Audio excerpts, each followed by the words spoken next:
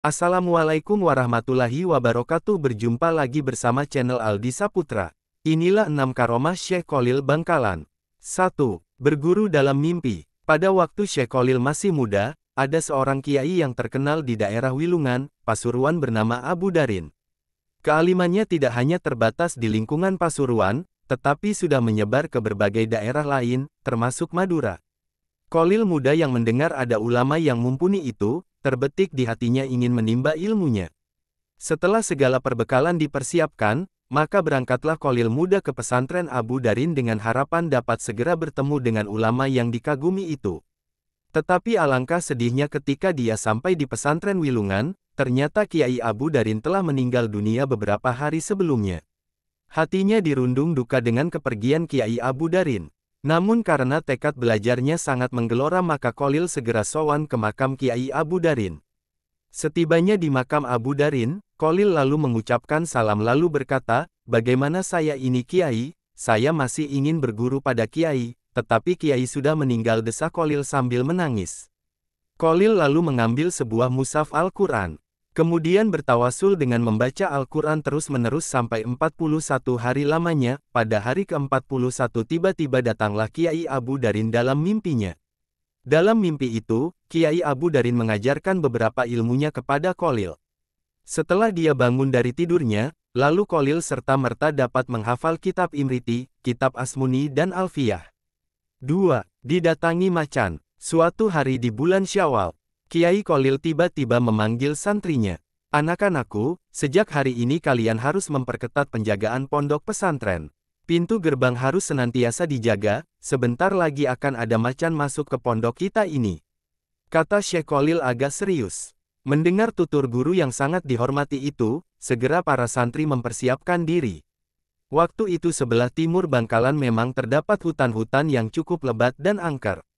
Hari demi hari, penjagaan semakin diperketat, tetapi macan yang ditunggu-tunggu itu belum tampak juga. Memasuki minggu ketiga, datanglah ke pesantren pemuda kurus, tidak berapa tinggi berkulit kuning langsat sambil menenteng kopor seng. Sesampainya di depan pintu rumah Syekh Kholil, lalu mengucap salam. Mendengar salam itu, bukan jawaban salam yang diterima, tetapi Kiai malah berteriak memanggil santrinya, "Hei santri semua, ada macan, ayo kita kepung. Jangan sampai masuk ke pondok," seru Syekh Kholil bak seorang komandan di medan perang. Mendengar teriakan Syekh kontan saja semua santri berhamburan, datang sambil membawa apa yang ada, pedang, celurit, tongkat, pacul untuk mengepung pemuda yang baru datang tadi yang mulai nampak kelihatan pucat. Tidak ada pilihan lagi kecuali lari 1000 langkah. Namun karena tekad ingin nyantri ke Syekh Kholil begitu menggelora, maka keesokan harinya mencoba untuk datang lagi.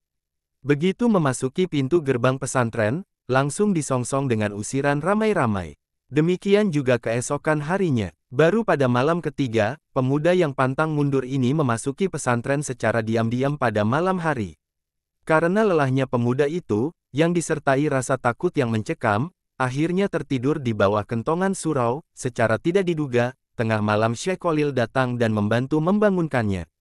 Karuan saja dimarahi habis-habisan. Pemuda itu dibawa ke rumah Syekh Kholil. Setelah berbasa-basi dengan 1000 alasan, baru pemuda itu merasa lega setelah resmi diterima sebagai santri Syekh Kholil. Pemuda itu bernama Abdul Wahab Hasbullah. Kelak kemudian hari santri yang diisyaratkan macan itu, dikenal dengan nama Kiai Haji Wahab Hasbullah, seorang kiai yang sangat alim, jagoan berdebat, pembentuk komite Hijaz, pembaharu pemikiran. Kehadiran Kiai Haji Wahab Hasbullah di mana-mana selalu berwibawa dan sangat disegani baik kawan maupun lawan bagaikan seekor macan, seperti yang diisyaratkan Syekh Kholil. 3. Santri mimpi dengan wanita. Dan di antara karomahnya, pada suatu hari menjelang pagi, santri bernama Bahar dari Sidogiri merasa gundah, dalam benaknya tentu pagi itu tidak bisa sholat subuh berjamaah. Ketidakikutsertaan Bahar sholat subuh berjamaah bukan karena malas, tetapi disebabkan halangan junub. Semalam Bahar bermimpi tidur dengan seorang wanita. Sangat dipahami kegundahan Bahar, sebab wanita itu adalah istri Kiai Kholil, istri gurunya. Menjelang subuh, terdengar Kiai Kholil marah besar sambil membawa sebilah pedang seraya berucap, "Santri kurang ajar, santri kurang ajar." Para santri yang sudah naik ke masjid untuk sholat berjamaah merasa heran dan tanda tanya, apa dan siapa yang dimaksud santri kurang ajar itu. Subuh itu Bahar memang tidak ikut sholat berjamaah, tetapi bersembunyi di belakang pintu masjid. Seusai sholat subuh berjamaah, Kiai Kholil menghadapkan wajahnya kepada semua santri seraya bertanya, siapa santri yang tidak ikut berjamaah? Ucap Kiai Kholil nada menyelidik, semua santri merasa terkejut, tidak menduga akan mendapat pertanyaan seperti itu. Para santri menoleh ke kanan-kiri, mencari tahu siapa yang tidak hadir. Ternyata yang tidak hadir waktu itu hanyalah Bahar. Kemudian Kiai Kholil memerintahkan mencari Bahar dan dihadapkan kepadanya. Setelah diketemukan lalu dibawa ke masjid. Kiai Kholil menatap tajam-tajam kepada Bahar seraya berkata, Bahar, karena kamu tidak hadir sholat subuh berjamaah maka harus dihukum. Tebanglah 2 rumpun bambu di belakang pesantren dengan petok ini perintah Kiai Kholil. Petok adalah sejenis pisau kecil, dipakai menyabit rumput. Setelah menerima perintah itu, segera Bahar melaksanakan dengan tulus. Dapat diduga bagaimana Bahar menebang 2 rumpun bambu dengan suatu alat yang sangat sederhana sekali, tentu sangat kesulitan dan memerlukan tenaga serta waktu yang lama sekali. Hukuman ini akhirnya diselesaikan dengan baik. Alhamdulillah, sudah selesai, Kiai ucap Bahar dengan sopan dan rendah hati. Kalau begitu, sekarang kamu makan nasi yang ada di nampan itu sampai habis, perintah Kiai kepada Bahar. Sekali lagi santri Bahar dengan patuh menerima hukuman dari Kiai Kholil. Setelah Bahar melaksanakan hukuman yang kedua, santri Bahar lalu disuruh makan buah-buahan sampai habis yang ada di nampan yang telah tersedia. Mendengar perintah ini santri Bahar melahap semua buah-buahan yang ada di nampan itu. Setelah itu santri Bahar diusir oleh Kiai Kholil seraya berucap, Hai santri, semua ilmuku sudah dicuri oleh orang ini ucap Kiai Kholil sambil menunjuk ke arah Bahar. Dengan perasaan senang dan mantap santri Bahar pulang meninggalkan pesantren Kiai Kholil menuju kampung halamannya. Memang benar, tak lama setelah itu, santri yang mendapat isyarat mencuri ilmu Kiai Kholil itu, menjadi kiai yang sangat alim, yang memimpin sebuah pondok pesantren besar di Jawa Timur. Kiai beruntung itu bernama Kiai Bahar, seorang kiai besar dengan ribuan santri yang diasuhnya di pondok pesantren Sidogiri, Pasuruan, Jawa Timur. 4. Orang Arab dan Macan Tutul. Suatu hari menjelang sholat maghrib. Seperti biasanya Kiai Kholil mengimami jamaah sholat bersama para santri kedemangan. Bersamaan dengan Kiai Kholil mengimami sholat, tiba-tiba kedatangan tamu berbangsa Arab. Orang Madura menyebutnya Habib. Seusai melaksanakan sholat, Kiai Kholil menemui tamunya, termasuk orang Arab yang baru datang itu. Sebagai orang Arab yang mengetahui kefasihan bahasa Arab, Habib menghampiri Kiai Kholil seraya berucap, Kiai, bacaan Al-Fatihah antum Anda kurang fasih tegur Habib. Setelah berbasa-basi beberapa saat, Habib dipersilahkan mengambil wudhu untuk melaksanakan sholat maghrib. Tempat wudhu ada di sebelah masjid itu. Silahkan ambil wudhu di sana ucap Kiai sambil menunjukkan arah tempat wudhu. Baru saja selesai wudhu, tiba-tiba sang Habib dikejutkan dengan munculnya macan tutul. Habib terkejut dan berteriak dengan bahasa Arabnya, yang fasih untuk mengusir macan tutul yang makin mendekat itu. Meskipun Habib mengucapkan bahasa Arab sangat fasih untuk mengusir macan tutul, namun macan itu tidak pergi juga. Mendengar ribut-ribut di sekitar tempat wudhu Kiai Kholil datang menghampiri. Melihat ada macan yang tampaknya penyebab keributan itu, Kiai Kholil mengucapkan sepatah dua patah kata yang kurang fasih.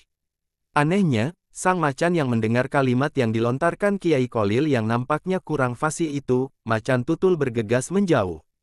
Dengan kejadian ini, Habib paham bahwa sebetulnya Kiai Kholil bermaksud memberi pelajaran kepada dirinya, bahwa suatu ungkapan bukan terletak antara fasih dan tidak fasih, melainkan sejauh mana penghayatan makna dalam ungkapan itu.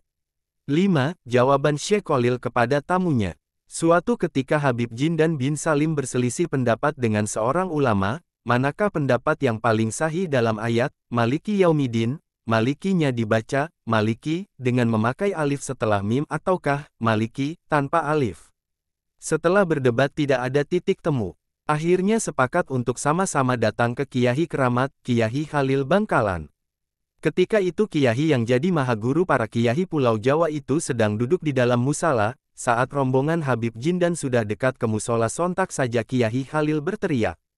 Maliki Yaumidin ya Habib, Maliki Yaumidin Habib, teriak Kiai Khalil Bangkalan menyambut kedatangan Habib Jindan.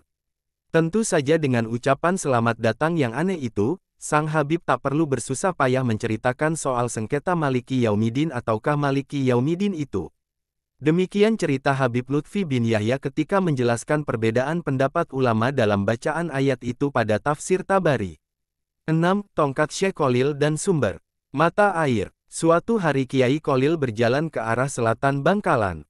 Beberapa santri menyertainya. Setelah berjalan cukup jauh, tepatnya sampai di desa Langgundi, tiba-tiba Kiai Khalil menghentikan perjalanannya. Setelah melihat tanah di hadapannya, dengan serta-merta Kiai Khalil menancapkan tongkatnya ke tanah.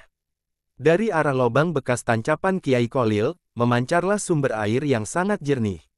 Semakin lama semakin besar, bahkan karena terus membesar, sumber air tersebut akhirnya menjadi kolam yang bisa dipakai untuk minum dan mandi. Kolam yang bersejarah itu sampai sekarang masih ada. Orang Madura menamakannya Qolla Al-Asror Langgundi. Letaknya sekitar 1 km sebelah selatan kompleks pemakaman Kiai Khalil Bangkalan.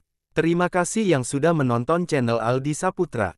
Dukung terus channel Aldi Saputra dengan cara subscribe, like dan bagikan. Terima kasih. Assalamualaikum warahmatullahi wabarakatuh.